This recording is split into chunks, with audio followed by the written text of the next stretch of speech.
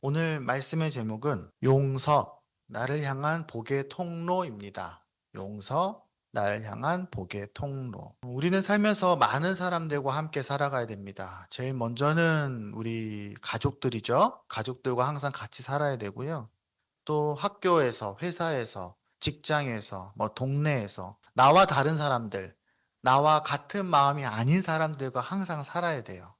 그러면 당연히 어려운 일들이 있을 수밖에 없습니다. 크고 작게 용서해야 할 일들이 많습니다. 제가 오늘 아침에 오면서 생각해 보니까 용서를 우리가 너무 크게는 생각하지 않았으면 좋겠습니다. 예를 들어서 우리가 정말로 아주 큰 심각한 피해를 입히고 굉장히 큰 범죄가 될 만한 죄를 우리가 당할 때도 있잖아요. 물론 그럴 때도 용서할 수 있습니다. 근데 그럴 때 용서는 그 사람을 사랑해주고 친해지라는 용서가 아니라 그 사람에 대한 나의 처벌과 분노와 복수 마음을 내려놓으라는 게 용서예요. 그 사람을 막 굉장히 아껴주라 이런 게 아닙니다. 하지만 그런 큰 용서 말고도 일상에서는 우리 가족들이 나에게 잘못했을 때 그 사람을 우리가 계속해서 미워할 수는 없잖아요. 그 사람들을 이해해주고 넘어가야죠. 그런 아주 사소한 용서들이 우리 삶에는 많습니다. 형님들은 동생들을 얼마나 많이 용서하겠습니까? 엄마 아빠는 얼마나 아이들을 용서하겠습니까? 우리 아이들도 엄마 아빠를 용서해요. 배우자들은 서로 많이 용서하게 되죠. 여러분 어떤 일로 최근에 용서하셨습니까? 어떤 일로 마음에 불편한데 좀 싫은 소리 한마디 하고 싶은데 꾹 참고 이해해주고 용납하고 넘어가셨습니까? 네. 물론 우리 교회 멤버들을 생각하니까 다들 평소에 용서를 잘 하는 사람들이라고 저는 생각해요. 맨날 막 싸우고 하지 않잖아요. 우리 교회 식구들은 그래도 좀 착하다고 생각을 합니다. 근데 우리는 살면서 이런 크고 작은 용서들을 하게 되고요. 그게 마음에 부담이 돼요. 부담이 돼요. 그리고 그게 쌓이면 정말 힘들죠. 네. 근데 물론 사람마다요. 잘못해서 반응하는 정도는 좀 다를 수 있어요. 어떤 사람 좀 예민해요. 예민하면요. 용서를 더 많이 하게 돼요. 좀 둔한 사람들은요. 용서할 일이 별로 없어. 그래서 사실은요. 예민한 사람일수록 용서를 더 많이 하고 있는 거예요. 이 사람 되게 예민한 사람이네. 그럼 이 사람이 그 사람들하고 그냥 적당히 잘 지내고 있다면 예민하지만 다른 사람들도 그 사람 용서해야 되겠지만요. 이 사람도 남을 많이 용서하고 있는 거예요. 근데 우리가 계속 반복된 잘못이 계속 있으면요. 진짜 참기 힘들죠. 오늘 본문에는요. 반복되는 잘못, 여러 번 실수하는 사람에게 그리스도인들이 어떻게 대해야 하는지에 대해서 이야기합니다. 어쩌면 우리는요, 용서에 대해서 좀 잘못된 선입견 혹은 조금 오해가 있을 수도 있습니다. 오늘 성경 본문에는 그 부분에 대한 이야기를 합니다. 오늘 말씀을 제가 다시 한번 읽어보겠습니다. 이번엔 조금 집중해서 어떤 맥락인지 한번 잘 들어보세요. 예수님하고 제자들하고 막 이야기를 하다가 설교를 하시는 중에 베드로가 와서 물어봅니다. 주님, 내 형제가 나에게 자꾸 죄를 지으면 멀리 내가 안 볼 사람 얘기하는 게 아니라 가까운 사람인데 맨날 똑같이 실수해, 잘못해. 그럼 내가 몇 번이나 용서해 줘야 됩니까? 7번까지 해야 됩니까? 근데 여기 하필 왜 7번이냐? 당시의 유대인들은요, 3번까지 용서하라고 배워요. 누가 잘못해? 그럼 3번까지 용서해라. 근데 4번째 잘못한다. 그럼 그때 화내. 이렇게 합니다. 예수님께서 대답하셨습니다. 7번이 아니라 70번을 7번이라도 해야 돼. 70번에 7번이 몇 번입니까? 490번이죠. 이 490번을 헤아리라는 겁니까? 그러면서 예수님께서 비유를 하나 들어주세요. 베드로에게 또 듣는 제자들에게 그러므로 하나님의 나라는 하늘나라는 천국은 이런 이야기야. 이런 거랑 같아. 왜냐하면 그 얘기는 뭐냐면 너희가 사는 곳이 천국이기 때문에 우리가 이 땅에서 하나님의 나라를 살아야 되기 때문에 지금 이 비유가 의미가 있는 거예요. 우리가 죽어서 가는 걸 말하는 게 아니라 하나님이 통치하신 너희의 삶은 이렇게 돼야 돼. 이거는 마치 종들과 샘을 가리려고 하는 어떤 왕과 같다. 종들과 계수를 하는 거죠. 샘을 가린다는 말은 왕이 샘을 가리기 시작하니 왕이 돈을 빚지고 잘잘못을 따지기 시작하니까 1만 달란트 빚진 종 하나가 왕에게 끌려왔다. 1만 달란트. 1만 달란트면 얼마일까요? 좀 이따 다시 얘기할게요. 그런데 그는 빚을 갚을 돈이 없었어요. 큰 돈이겠죠? 주인은 그 종에게 자신과 그 아내와 자녀들과 그 밖에 가진 모든 것을 팔아서 갚으라고 했다. 야, 무슨 수를 써서라도 갚아. 옛날이니까 지금은 이렇게 하면 안 돼요. 이렇게 하면은 지금은 불법 추심이던가 뭔가 사회적인 문제가 걸리는데 옛날에는 안 그랬어요. 옛날에는 자기의 모든 걸 팔고 자기 자식까지 다 노예로 팔아서라도 돈을 갚아야 했어요. 그랬더니 종이 그에게 무릎을 꿇고 참아주십시오. 제가 딱 갚겠습니다 하고 절절하게 애원을 합니다. 주인이 그 종을 가엾게 여깁니다. 그리고 놓아주고 빚을 없애줬습니다. 괜찮아. 알겠어. 그냥 집에 가. 그러나 그 종은 나가서 자기에게 100데나리온 빚진 동료를 하나 만납니다. 100데나리온? 얼마인지 이따 얘기할게요. 그에게 멱살을 붙들고 말합니다. 이 자식아, 내게 빚진 것을 다 갚아! 이렇게 하는 거예요. 근데 그 동의도 똑같이 엎드려서 간청합니다. 참아주게. 내가 꼭 갚겠네. 미안해. 내가 꼭 갚을게. 간청을 하죠. 그런데 그는 들어주려 하지 않아요. 왕과 다르게 그를 동료를 감옥에 집어넣습니다. 그리고 빚진 것을 다 갚을 때까지 갚게 하였습니다. 굉장히 고통을 준 거죠. 근데 그걸 누가 봤냐? 그 왕의 다른 종들이 그걸 봤어요. 그리고 너무 불쌍한 거죠. 아니, 이 사람은 자기는 큰 돈을, 훨씬 큰 돈을 용서받았는데, 아니, 그 친구한테 빌린 돈 얼마 때문에 이럴 수 있냐. 그래서 주인한테 가서 다 얘기합니다. 아니, 주인님, 저놈이요. 이렇게 한 거죠. 그러자 주인이 그 종을 불러다 놓습니다.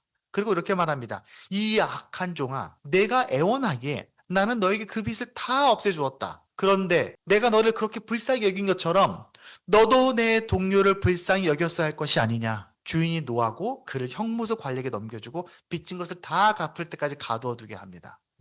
그리고서 예수님께서 제자들이 이렇게 말씀하시는 거죠. 너희가 각각 진심으로 자기 형제 자매를 용서해 주지 않으면 나의 하늘 아버지께서 너에게 똑같이 그렇게 하실 거야.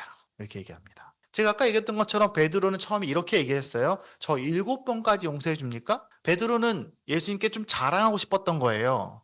예수님, 사람들은요, 3번 용서하라고 하지만 저는 7번까지 용서할 수 있어요. 그럼 예수님 이렇게 얘기했어야 됐어요. 야, 너 정말 용서 많이 하고 있구나. 너 정말 훌륭하다. 베드로는 그 말을 듣고 싶었는지도 모르겠습니다. 근데 예수님 이렇게 말씀하신 거죠. 그래, 베드로? 하지만 70번에 7번은 해야 돼. 490번 하라는 거죠. 네. 참, 이 이야기는요, 그리고 나서 예수님께서 비유를 하나 들려주십니다. 우리가 성경에서 비유를 읽을 때 항상 주의해야 되는 것은 비유는 실제 사건이 아니에요. 그리고 비유는 이 이야기를 하기 위해서 하나의 목적을 가지고 전달하는 겁니다. 그러니까 예수님의 비유를 너무 확대 해석하면 안 돼요. 그래서 많은 교회에서 목사님들이 오해나 우리도 성경을 읽을 때 오해하는 게 이 비유에서 너무 많은 것을 끄집어내려고 하면 안 됩니다. 이 비유의 의도, 예수님이 이 이야기를 왜 하셨는지를 이해해서 비유를 해석해야 되는 겁니다. 그걸 주의하세요. 우리는 보통 일상 삶에서 용서에 대해서 이런 생각을 많이 합니다. 3가지 생각을 많이 하는 것 같아요. 첫 번째, 우리는 하나님이 우리를 용서해 주신 것만큼 우리도 다른 사람들 용서해 주는 거야. 교회 다니는 사람들은 하나님 용서해 주셨으니까, 부모가 날 용서해 줬으니까 나도 남을 용서해야지. 그 정도 하면 되는 거야. 이런 생각을 합니다. 두 번째, 나는 긍휼한 마음이 있어. 사랑의 마음이 있어. 난 마음이 따뜻해. 그래서 그런데 따뜻한 마음으로 용서해 주는 거야. 이렇게 생각을 할 수 있어요. 세 번째는 나는 저 사람을 위해서 용서해 주는 거야. 내가 자녀를 사랑하니까 용서해 주는 거지. 아유, 넌 참 좋겠다. 내가 이렇게 용서해 주니까. 내가 너무 많이 용서하면 나 손해야. 내 친구, 내 동료 너무 많이 용서해 주면 그건 내 손해지. 이렇게 생각할 수 있습니다. 근데 오늘 본문은 우리에게 그 부분에 대해서 3가지 새로운 관점을 제시합니다. 그 첫 번째는 이겁니다. 하나님의 용서는 우리의 용서와 비교할 수 없이 크다는 겁니다. 지금 베드로가 몇 번 숫자를 세죠? 내가 얘한테 1번, 2번, 3번 숫자를 셉니다. 그리고 나서 근데 이 제자들은요. 먼저 예수님께 뭘 배웠었냐면 주기도문을 배웠어요. 여러분 주기도문 기억나시죠? 우리가 우리에게 죄 지은 자를 용서해 준 것처럼 우리를 용서해 주십시오. 이렇게 기도합니다. 왜냐면은 우리가 이 땅에서 용서하는 거는 하나님의 용서와 이어져 있다는 것을 배우는 거예요. 근데 베드로도 그걸 배웠습니다. 그러니까 이런 생각을 할 수 있어요. 나는 그렇게 많은 잘못을 하고 살진 않았어. 그러니까 하나님께 나를 용서하신 것 같이 나는 그렇게 많이 용서받은 것 같진 않아.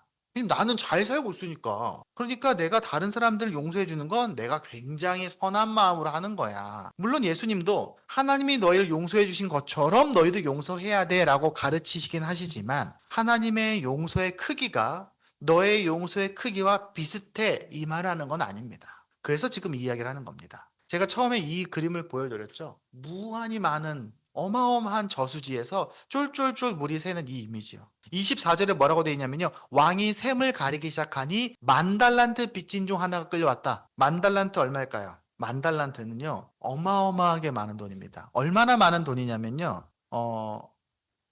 당시에 한 1달란트는 무게를 따지는 것이기도 하고 돈을 따지기도 하는 건데 이거에 대해서는 많은 신학자들도 조금 이견이 있긴 합니다. 근데 대충 어느 정도로 보냐? 한 데나리온이 여기서 말하는 한 데나리온이 하루 품삯이에요. 노동자가 하루 일했을 때 받는 돈 정도예요. 이거에 한 6,000배 정도 됩니다. 1달란트가. 그럼 만 달란트는 몇 배입니까? 한 60만 배 됩니까? 네. 근데 그 요세푸스 자료 등 초기에 1세기의 역사 기록들을 보면요. 이스라엘 전체, 유대, 사마리아, 갈릴리, 베레아 전체가 로마에게 내는 세금이 한 1000달란트 정도밖에 안 됩니다. 그 얘기는 이스라엘 전체 1년 예산 정도라고 생각하시면 돼요. 어마어마하죠. 그걸 지금 돈으로 환산하면요. 뭐 몇 천억이다 뭐 사람들이 얘기를 해요. 근데 지금 이 돈은요.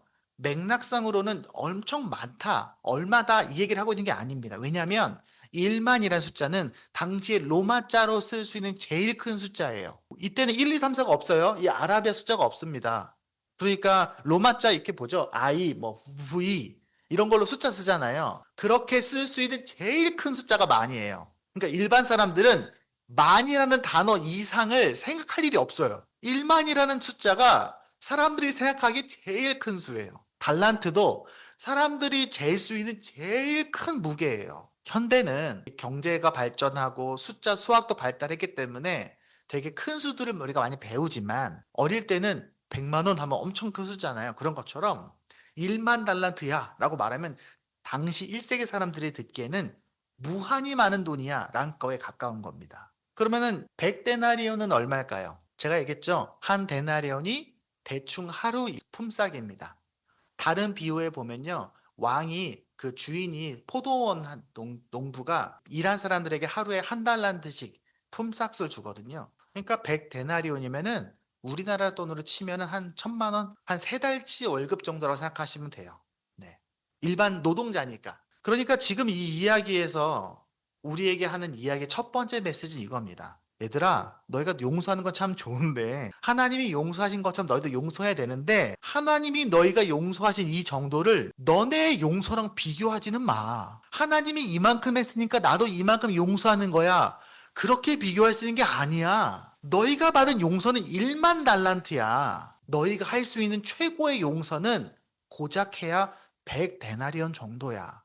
그러니까 하나님께 난 이만큼 용서받았으니까 너는 이만큼 용서할 수 있어라는 착각을 하면 안 돼. 그 말이에요. 지금 근데 베드로는 뭐라고 말합니까? 하나님, 예수님, 저 7번 정도 용서하면 괜찮겠습니까? 이게 얼마나 어리석은 질문인지 아시겠죠? 예수님께서 490번 용서하라는 건요. 한 번, 두 번, 490번 세라는 게 아니라 그들에게 7이란 숫자는 뭡니까? 완전 숫자예요. 그러니까 70번을 7번 용서해라는 말은 무한히 용서해. 끝까지 용서해. 네가 평생 계속 죽을 때까지 용서해도 하나님이 너에게 해준 그 용서에는 따라갈 수 없어. 이 말이에요. 왜냐하면 하나님의 용서는, 우리의 용서는 단지 그 사람이 우리에게 좀 잘못한 거, 좀 빚진 거, 좀 실수한 거, 그 정도의 용서지만 우리가 일상에서 하는 용서는요. 하나님이 우리에게 하신 용서는 그 하나님과 우리 사이의 이 어마어마한 질적 차이를 하나님이 완전히 없애주신 어마어마한 용서이기 때문에 그렇습니다. 게다가 인간은요, 인간의 죄는 한두 번 잘못한 거에 대한 용서지만 하나님은 우리가 평생의 모든 죄를 자신의 생명으로 예수님의 십자가의 그 은혜로 우리를 용서하신 것이기 때문에 그렇습니다. 그러니까 여러분, 우리가 살면서 아무리 용서해도요, 손해보지 않아요. 세상 사람들은 그렇게 얘기하지 않죠. 하지만 우리는요, 우리가 사랑하는 내 가족들, 내 교회 지체들, 또 우리 같이 일하는 내 동료들을 아무리 용서해주고 이해해주고 받아주고 해도 우리는 손해보는 인생이 아니에요. 우리는 이미 어마어마한 용서를 받았거든요. 물론 용서를 무조건 하면 안 되죠. 가끔 우리 아이들 같은 경우는 좀 가끔 혼내기도 하고 가르칠 수도 있죠. 잘못된 거는 교정해야 돼요. 하지만 그렇다고 해서 그 사람하고 원수 질 일은 아니잖아요. 잘못된 부분은 조정해야 되고 손해가 있으면 갚아야 되고 끊어진 것들을 회복해야 되지만 그 사람의 마음만큼 잃어버리지 않고 계속해서 사랑해 줘야 된다는 겁니다. 그러므로 내가 너무 맨날 용서하니까 나만 손해 아니야? 왜 나만 맨날 용서해? 내가 어디까지 이해해줘야 되는 거야? 이런 생각 하지 않아도 된다는 겁니다. 그걸 제일 많이 해야 되는 게 어딥니까? 사실은 부부예요. 부부는 항상 그 마음을 가져야 됩니다. 그래서 부부는 이렇게 말해야 돼요. 여보, 나는 당신이 죽을 때까지 하는 모든 잘못을 끝까지 용서할 거야. 라는 태도를 가져야 돼요. 우리 부모는 자녀에게 그런 마음을 갖게 돼 있죠. 자녀도 마찬가지예요. 왜냐하면 하나님의 용서가 우리가 살면서 하는 그 모든 용서를 합친 것보다 압도적으로 크시기 때문입니다. 그러니까 숫자를 헤아리지 마시고 마음껏 용서하십시오. 아무리 용서해도 손해가 없어요. 두 번째는 이겁니다. 용서는 받은 것을 흘려보내는 겁니다. 제가 처음 얘기했던 것처럼요. 하나님의 용서와 우리 용서를 비교할 수는 없어요. 그 양을요. 하지만 하나님은 하나님께 그 용서를 배우기를 원하십니다. 33절 이렇게 말합니다. 내가 너를 불쌍히 여긴 것처럼 너도 불쌍히 여겨야 되는 거 아니겠어? 라고 말하는 거예요. 이 비유에서 하나님으로 상징되는 이 왕은 이 사람을 조건 없이 용서해 줍니다. 야, 너 얼마 정도 갚아. 뭐 이렇게 얘기하는 게 아니라 너 나한테 잘 보여야 돼. 이런 거 하지 않아요. 그냥 용서해 주는 겁니다. 그 사람이 잘했는지 뭘 못했는지 그걸 평가하는 게 아니라 그냥 용서한 거예요. 왕은 그 사람의 마음에서 긍휼히 여기는 마음을 용서해 준 겁니다. 너는 좀 착하니까 용서해 줄게. 너는 좀 평소에 좀 버르장머리가 없으니까 나 너 용서하지 않아. 그게 아니라는 거예요. 우리가 세상 사람들을 용서해 주는 건 그런 거예요. 물론 제가 처음 얘기했던 것처럼 용서 외에도 우리의 삶에서 교정하고 고치고 좀 문제를 해결해야 될 부분들은 있지만 그 마음만큼은 말이죠. 우리가 이익을 따지거나 나를 드러내거나 너 나한테 잘해야 돼 이런 게 아니라 그냥 불쌍히 여기는 마음, 가엾게 여기는 마음, 공감해주고 이해해주는 그런 태도를 우리가 항상 갖고 있어야 된다. 그러므로 우리가 누군가를 용서한다는 건 내 마음으로 용서해주는 게 아니라 내 따뜻한 마음으로 하는 것이 아니라 하나님께 받은 것을 주는 거예요. 다시 말하면 우리 마음에는요, 하나님의 용서라는 무한한 저수지가 있는데 우리는 살면서 그 저수지를 다른 사람들에게 보내주는 것과 같습니다. 그래야 우리의 마음이 편안해지는 거예요. 제가 전에도 한번 얘기했어요. 이스라엘에는요, 큰 호수가 두 개 있어요. 그리고 강이 있습니다. 여기에 갈릴리 호수가 있어요. 갈릴리 호수? 우리 아는 것처럼 갈릴리에는 그 베드로가 물고기 잡잖아요. 갈릴리는 물이 깨끗해요. 엄청 깨끗한 호수입니다. 사람도 많이 살아요. 물고기도 많아요. 그리고 갈릴리 호수가 물이 쭉 흘러가서 밑에는 뭐가 있냐면요. 사해가 있어요. 우린 잘 알죠, 사해. 죽음의 바다. 근데 이 사해는 물을 받기만 하고 어디에 흘려보내주지 않아요. 왜냐면 너무 해발이 낮아서. 너무 낮은 곳에 있기 때문에 물이 들어오기만 하고 증발만 돼요. 그래서 점점 짜요. 점점 짜지니까 아무것도 못 살아요. 아주 미량의 플랑크톤 외에는, 미생물 외에는 사해에는 사람도 살 수 없고 물고기도 살 수 없고 나무도 자라지 않아요. 굉장히 황량합니다. 사해 사진을 보면 그래요. 근데 갈릴리는 안 그래요. 왜? 갈릴리는 내 물을 흘려보내 줄 때 내게 있는 물로 흘려주지 아니라 그 위에 엄청 큰 높은 산이 있어요. 헬몬산이라고. 그 산에는 1년 내내 눈이 있습니다. 너무 높아서. 거기에 눈이 내리고 그리고 내린 그 눈이 녹아서 계속해서 깨끗한 물을 공급해 줘요. 그래서 갈릴리는 살아있는 바다가 되는 거예요. 살아있는 호수가 되는 거예요. 우리가 사람들을 용서해 주는 건 그런 것과 같습니다. 계속해서 우리가 깨끗한 물을 받아서 깨끗한 물을 흘려보내 주는 겁니다. 우리가 만약에 내 안에 있는 선한 마음, 내 안에 따뜻한 마음만으로 용서해 주려고 하면요. 당연히 힘들어요. 우리 기분 나쁠 땐 용서도 안 돼요. 엄마 아빠가 밖에 나가 스트레스 받았어. 그럼 자녀에게 더 화를 냅니다. 그럴 때가 있죠. 그걸 우리는 전이라고 해요. 심리학적으로. 내가 받은 스트레스를 다른 데다 푸는 거예요. 왜 그렇습니까? 인간의 마음만으로, 내 안에 있는 선한 마음만으로 살면 그럴 수밖에 없어요. 우리의 마음에는 저수지는 엄청 좁거든요. 하지만 우리는 그런 거 아니에요. 그러므로 우리는 어떻게 생각해야 됩니까? 하나님이 나를 얼마나 용서하셨는지, 얼마나 그 사랑이 큰지를 항상 생각해야 돼요. 우리가 매일 주일 왜 예배 드려야 됩니까? 우리에게 사람들을 사랑할 만한 마음의 사랑의 저수지가 많아봐야 일주일이거든요, 사실은. 그 일주일 우리가 사랑하며 살려면 매주 일주일에 적어도 한 번 정도는 집중해서 하나님의 사랑을 기억하고 집중해서 그분의 용서하심을 감사하는 시간이 꼭 필요해요. 저도 마찬가지예요, 저도. 우리는 왜 매일 아침 말씀을 한 절씩 읽으면서 기도를 시작해야 됩니까? 그날 하루 살 사랑의 에너지가 그날 아침에 필요하기 때문에 그런 거예요. 그래서 제가 매일 아침 말씀을 보내주는 겁니다. 그래서 바울은요, 로마서 5장 6절, 8절, 10절 이렇게 말합니다. 우리가 아직 연약할 때에, 우리가 아직 죄인일 때에, 우리가 아직도 원수이지만 우리를 사랑하셨어 라고 써 있습니다. 그러므로 여러분, 우리가 용서하기 힘들고 우리가 용서하기 지친다면 생각해야 됩니다. 하나님이 나를 얼마나 사랑하시는가, 나의 이 부족함을 얼마나 하나님 나를 잘 이해해 주시는가, 우리는 잘 받아야 흘러보내줄 수 있어요. 그래서 용서하기 힘들다면요, 누군가 때문에 짜증난다면요, 허겁지겁 성경을 읽으세요. 기도를 하세요. 찬양을 찾아 들으세요. 말씀을 읽으세요. 안 되면 좋은 믿음의 그리스도인과 대화를 하세요. 그러면 하나님의 사랑을 우리가 아주 조금씩이라도 받을 수 있습니다. 세 번째는 이겁니다. 용서는 우리에게 뭔가를 준다는 겁니다. 이 비유가 우리에게 전하는 세 번째 메시지는 이겁니다. 우리가 누군가를 용서하면요, 이렇게 생각할 수 있겠죠. 야, 난 너는 참 좋겠다. 내가 하나님의 사랑을 잘 알아서 널 이렇게 용서해 주니까, 야, 너는 참 다행이다. 우리 부모의 입장에서 그럴 수 있죠. 내가 너를 이렇게 많이 용서해 준다. 그러니까 내가 넌 이렇게 많이 용서해 주니까 너는 엄청 유익한 거야. 이익을 얻고 있는 거야. 그 말이 맞긴 맞아요. 그렇죠? 하지만 하나님 우리에게 이렇게 말할 겁니다. 그런 우리에게. 야, 너는 참 좋겠다. 용서하는 특별한 은혜를 경험할 수 있어서. 용서할 수 있는 건 정말 특별한 거야. 그게 복이야. 오늘 본문을 보면요, 이 사람의 마지막 장면이 나옵니다. 지금 이 이야기는 하나님이 너에게 그렇게 하실 거다라는 게 아니라 이렇게 하지 말라는 의미로 이 얘기를 하시는 거예요. 자, 봅시다. 다른 종들이 이 광경을 보고 뭐라고 합니까? 아까 100데나리온 만난 자기 친구 만나서 멱살 잡고 감옥에 가뒀잖아요. 다른 종들이 이걸 보고 매우 딱하게 여겼어. 누구를 딱하게 여긴 겁니까?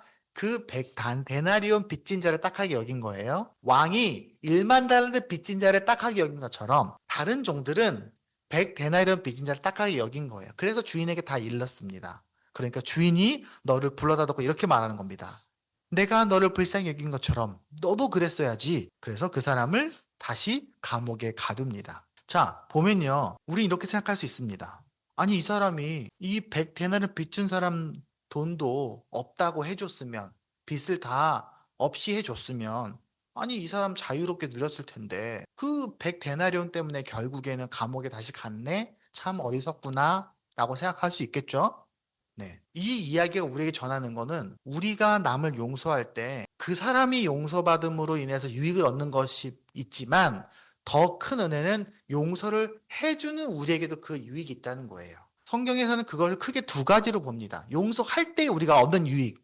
첫 번째는요, 하나님과 우리와의 관계가 더 돈독해집니다. 지금 이 이야기의 핵심은요, 우리가 남을 용서하지 않으면 하나님도 우리를 용서하지 않으실 거야. 결국 너희는 지옥 갈 걸, 이 얘기를 하고 있는 게 아니에요. 그게 아니라 우리가 남을 용서할 때에 하나님이 나를 이렇게 용서하시는구나. 하나님이 나를 이렇게 사랑하시는구나.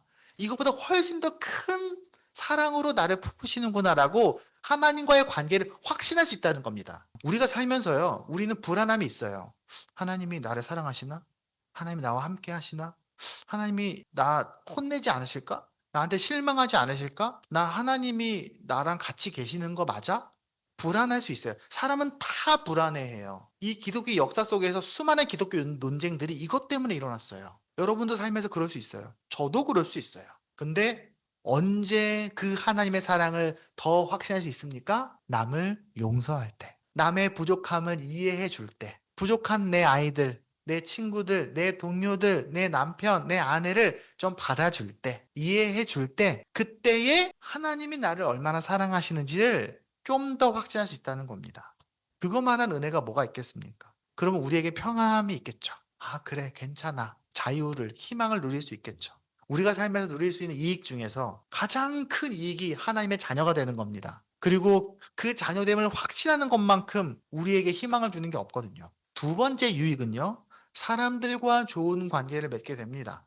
이건 당연하겠죠. 여기서 이 사람이 용서하지 않았던 100데나리온 빚진 사람은요, 자기 종이 아니에요. 동료예요. 그러니까 지금 이 사람은 밑에 사람을 혼내는 게 아니라 자기와 함께 일하던 동료와 원수가 되는 거예요. 이미 이 사람은 훨씬 더 많은 은혜를 경험했기 때문에 이거 100데나리온 탕감해줘도 아무 손해가 아니에요. 이미 너무 많은 유익을 얻었으니까. 그러니까 이 사람의 결과는 뭡니까? 그 사람과도 원수가 되고 주인과도 끊어진 거예요. 지금 이 이야기에서 이 사람을 고발한 사람은 누굽니까? 그 고발한 사람들도 종이에요. 동료들이에요. 이 사람은 나에게 빚진 사람하고도 원수가 되고 그걸 본 다른 사람들하고도 원수가 되고 자기의 주인인 하나님과도 원수가 된 겁니다. 다시 말하면 우리가 일상 속에서 사람들을 용서해주고 이해해주고 받아주고 용납해주고 좋은 관계를 유지한다는 것은 그 사람뿐만 아니라 내 주위에 있는 모든 사람들과의 관계,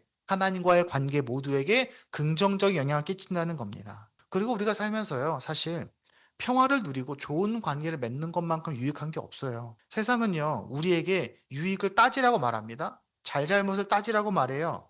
그리고 나서 잘잘못 따진 다음에 내가 더 잘했어, 내가 더 똑똑해, 내가 더 훌륭해 라고 결론을 내면 만족해 한다고 우리를 가르쳐요. 그게 사실 자연스러워요. 그리고 그게 우리 안에 있는 죄성입니다. 저도 그러고 싶을 때가 막 올라와요. 하지만 그럴 때마다 우리 생각해야 돼요. 이거보다 더 중요한 가치는 사람들과 함께 평화하는 것이다. 왜냐하면 예수님께서 이 땅에 살면서 우리에게 얘기하신 제일 중요한 것이 뭐라고 했습니까? 하나님을 사랑하고 너의 이웃을 사랑해. 이게 전부야 라고 말씀하셨거든요.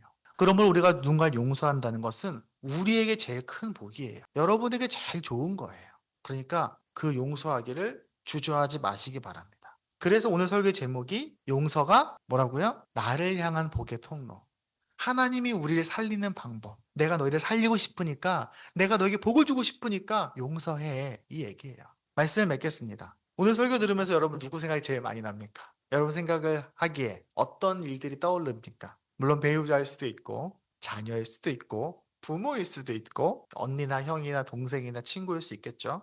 우리 오늘 아이들 예배 드릴 때 물어보니까, 제 친구가 오늘 서연이는 제 남자의 누군가가 자기 뭘 부셨는데 내가 화내지 않고 잘 얘기해서 걔가 다시 그걸 사주기로 했어요. 이런 얘기를 하더라고요. 제가 처음 얘기했던 것처럼 우리 교회 멤버들이 그래도 남을 잘 이해해 주는 사람들이라고 생각합니다. 그래서 저는요, 이 오늘 설교가 여러분들에게 격려가 되면 좋겠어요. 용서를 잘하는 여러분, 남을 잘 이해해 주는 여러분, 하나님이 그것 때문에 너무너무 기뻐하시고 여러분에게 더 많은 복을 주기 원하시고 하나님은 여러분을 인하여 매우 자랑스러워 하신다는 거예요. 우리는 하나님의 무한한 용서의 저수지에서 조금씩 용서를 흘려보내주는 겁니다. 그러니까 아무리 많이 용서해도 손해보지 않아요. 우리는 우리 안에 있는 선한 마음으로 용서해 주는 것이 아닙니다. 그것만으로 당연히 부족해요. 당연히 하나님의 용서 안에서 우리가 누군가를 용서하는 겁니다. 그걸 잊지 마세요. 그러니까 우리는 항상 하나님의 사랑을, 그 용서를 생각해야 되는 거예요. 우린 잊어버리니까. 그리고 여러분, 우리가 남을 위해서 용서한다고 생각할 수 있습니다. 하지만 아니에요. 용서하면 내가 복을 받아요.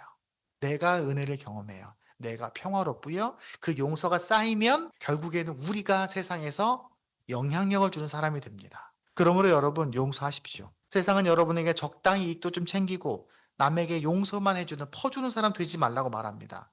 너를 사랑해. Love yourself. 이렇게 말합니다. 네. 하지만 성경은요, 그보다 더 높은 가르침을 줍니다. 아까 우리 찬양했던 것처럼 높은 길 말이죠. 잘 용서하는 사람은 사람이 진짜 사랑하는 겁니다. 진짜 자기를 사랑하는 거예요. 용서해야. 잘 용서하는 사람이요, 진짜 유익을 취하는 겁니다. 정말로 이익을 따지는 사람인 거예요. 용서를 잘하는 사람이. 그 용서를 잘하는 사람이 하나님의 복을 누리는 겁니다. 그래서 우리가 찬양했던 것처럼 세상 사람들에게 오름직한 동선이 되어서 누구나 여러분에게 찾아와서 평화와 용납과 넉넉함과 쉼과 위로를 누릴 수 있는 여러분이 되기를, 우리가 되기를 주님의 이름으로 축복합니다. 함께 시간 기도하겠습니다.